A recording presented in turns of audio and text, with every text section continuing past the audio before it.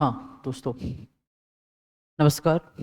आज हम लेके आए हैं जैसे यूपी पीसीएस और यूपी में आर ओ में क्या इम्पोर्टेंट है उससे संबंधित बात करने। जैसे कि हम देखें तो 22 दिसंबर की खबरों के अनुसार भारत की आर्थिक कूटनीति का सबसे स्पष्ट उदाहरण क्या है? बीमा क्षेत्र में 100% एफडीआई के माध्यम से वैश्विक पूंजी आकर्षण। ईएएम दृष्टिकोण से एफडीआई सुधार भारत की किस वैश्विक रणनीति को मजबूत करता है? निवेश आधारित बहुपक्षीय जुड़ाव रणनीति। बीमा क्षेत्र में एफडीआई को भारत की किस सॉफ्ट पावर क्षमता से जोड़ा जा सकता है? सुधारों उन्मुख और विश्वसनीय अर्थव्यवस्था की छवि। 22 दिसंबर को भारत नीदरलैंड सहयोग ईएएम की किस प्रकार की कूटनीति को दर्शाता है? सांस्कृतिक एवं विरासत कूटनीति। लोथल मैरीटाइम हेरिटेज सहयोग को ईएएम के नजरिए से क्यों महत्वपूर्ण माना जाता है? भारत की प्राचीन समुद्री पहचान को वैश्विक मंच पर स्थापित करने हेतु। ईएएम के दृष्टिकोण से सांस्कृतिक कूटनीति का प्रमुख लाभ क्या है? ऐतिहासिक निरंतरता के माध्यम से वैश्विक विश्वास निर्माण। 22 दिसंबर की बाजार संबंधी खबरें भारत की किस अंतरराष्ट्रीय आर्थिक स्थिति को दर्शाती हैं? उभरती हुई स्थिति के निवेश अर्थव्यवस्था। विदेशी निवेश प्रवाह ईएम की किस नीति दृष्टिकोण को समर्थन देता है? बहुपक्षीय आर्थिक जुड़ाव, मल्टीलेटरल इकोनॉमिक एंगेजमेंट।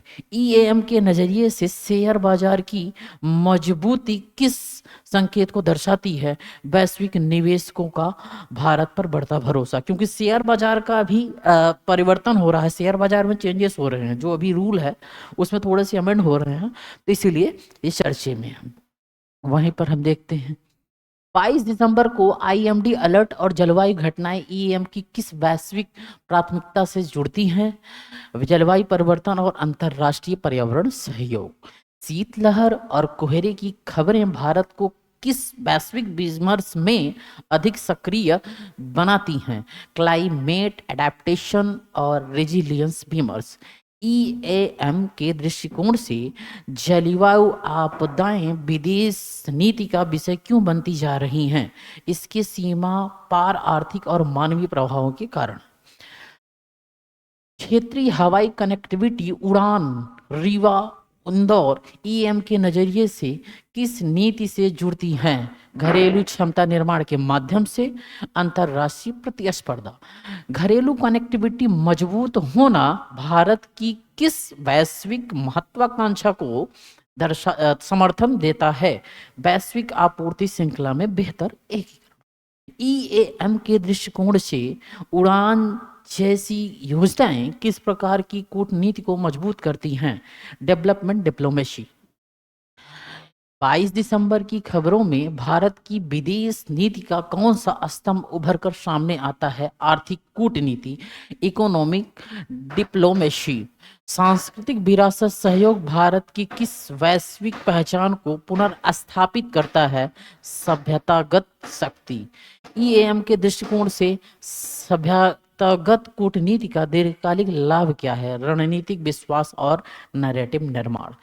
विदेशी निवेश सुधार भारत की किस विदेश नीति प्राथमिकता से मेल खाते हैं? Strategic autonomy with global integration. 22 दिसंबर की आर्थिक खबरों में हम देखते हैं भारत को किस श्रेणी की शक्ति के रूप में प्रस्तुत करती है? उभरती हुई मध्य शक्ति, एमर्जिंग मिडिल पावर। ईएम के दृष्टिकोण से आर्थिक स्थिरता का विदेश नीति में क्या महत्व है? वैश्विक वार्ताओं में सौदेबाजी की क्षमता बढ़ाना। जलवायु और अर्थव्यवस्था का संयोजन भारत की किस नई विदेश नीति प्रवृत्ति को दर्शाता है? Climate economy integrated diplomacy.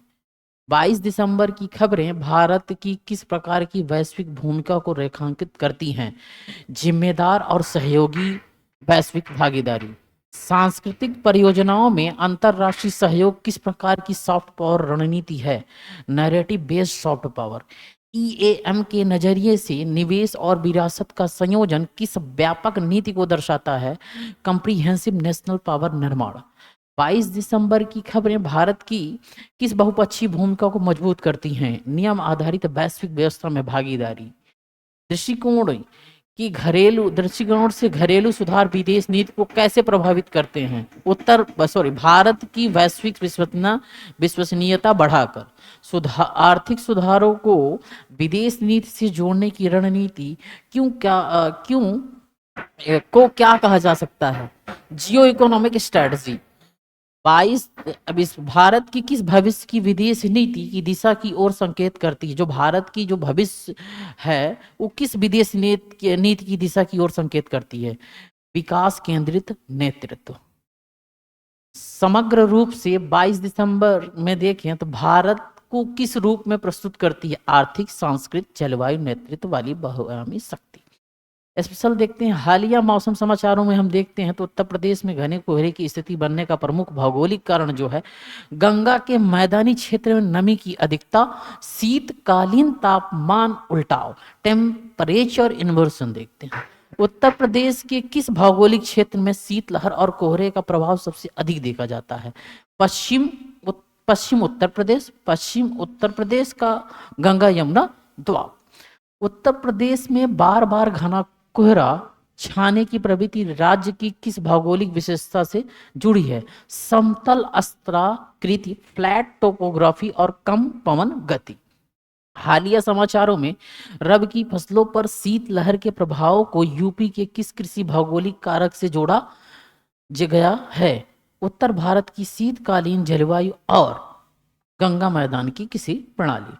Uttar Pradesh में सर्दियों के दौरान कोहरे के कारण परिवहन बाधित होना राज्य के किस भौगोलिक आर्थिक पहलू को प्रभावित करता है।